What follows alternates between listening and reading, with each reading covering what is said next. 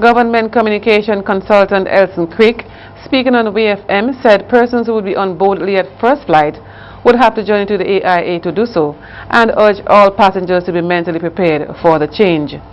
The communications consultant said the final flight that comes to E.T. Joshua at 9:55 p.m. on 13th of February would be its last there.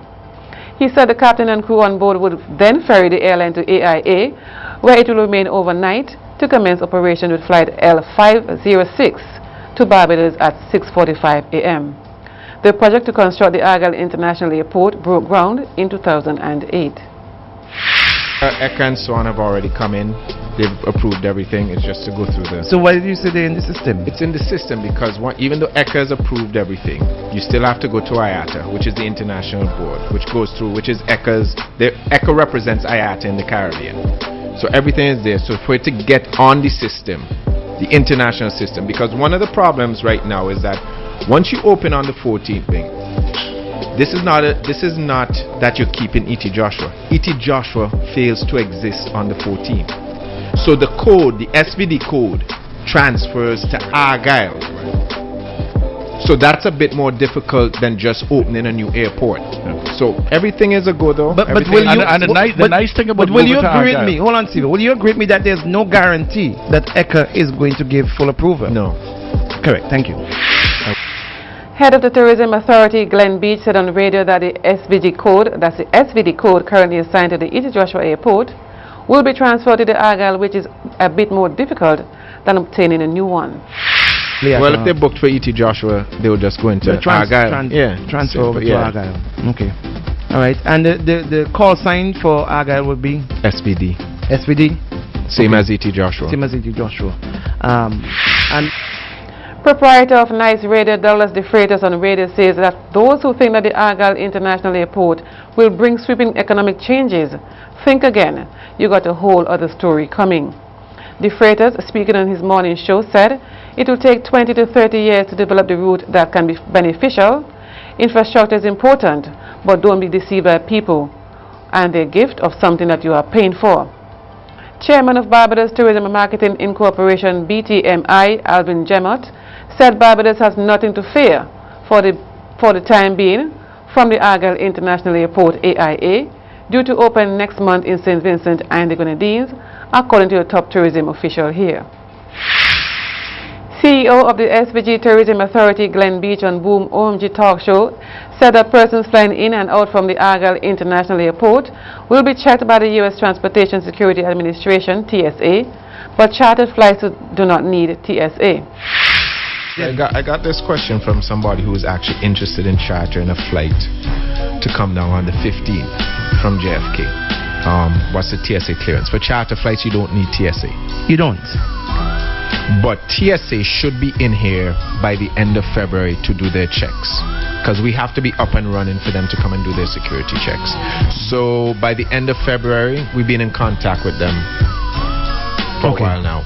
So by the end of February, and they're in a hurry to get in here too, because there are two airlines that have spoken to them about St. Vincent and the Grenadines. So they said they've been pressured to get in here and do their checks. Beach noted that flights from June or November will need to go through TSA. He added that a plane on the ground is money lost. He was speaking to us about November this year. We've made it clear to them that I need them by June, the latest. But that goes back to plane availability, and that's the problem. And that's why it's necessary to make sure you have these negotiations and you have your dates down packed, because as I said before, they don't like to have a plane on the ground. It's a plane on the ground, it's a plane losing money. So we're hoping for JetBlue by June. I am hoping for American Airlines before that, coming out of Miami. Right. I'm also hoping for WestJet. And this is all hinged on TSA is happy with the security checks and all that, right? Of course, a lot of it will depend on that. TSA will come in. If they're happy with us, we get clearance to go. If not, they tell us what we need to change, what we need to do.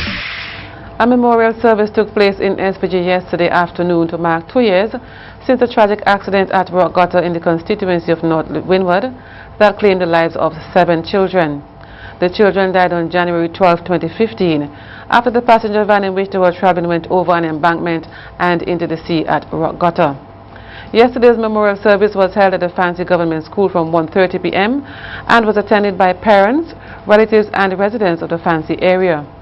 The bodies of Simonique Ballantyne and Shanstacia Stay were never recovered.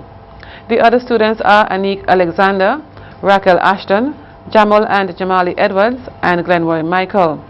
According to local reports, arrangements are being made to have a monument placed at Rock Gutter to honor the lives of the children who died in the accident.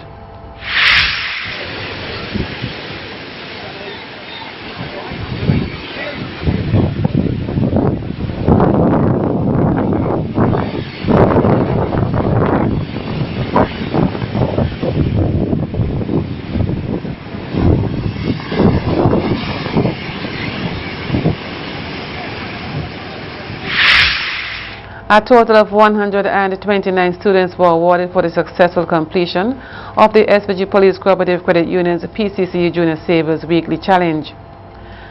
Manager of the PCCU, Mrs. Simonde Mulcair, explained that the junior savers were not allowed to pay in advance or late because it meant that the child would have automatically forfeited the challenge, and at the end of the 52 weeks, each child would have saved no less than $1,378 individually.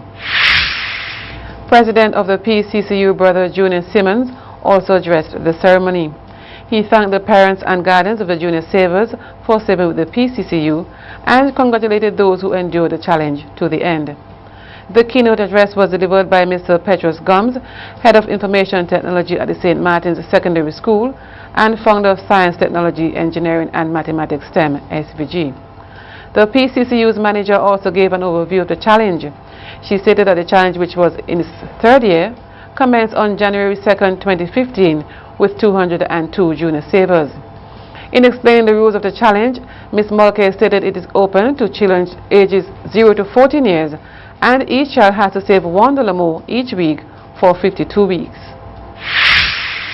The Medical Diagnostic Center in Georgetown should have its official opening in June of this year. Prime Minister Gonsalves discloses information to which he says he is keeping his fingers crossed.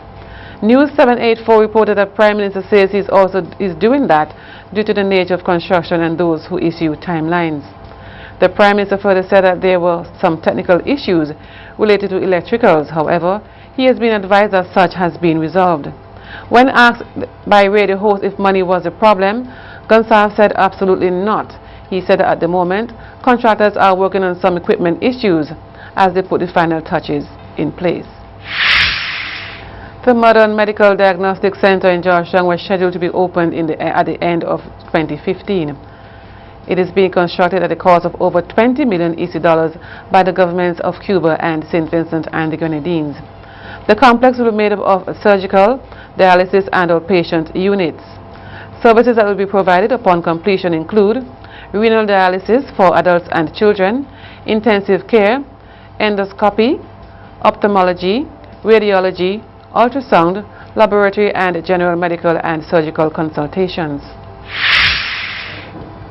President of the National Omnibus Association, Noble Anthony Code Red Bacchus, took to the newspapers in St. Vincent to state that inadequately trained conductors and those who show no responsibility for their jobs are causing confusion in the minds of the traveling public about minibus fares. Cordwell added that in his 10 years as president of NOBA, he has realized that passengers do not have any problem paying the prescribed fare. Stay with us, the sporting highlights are up next.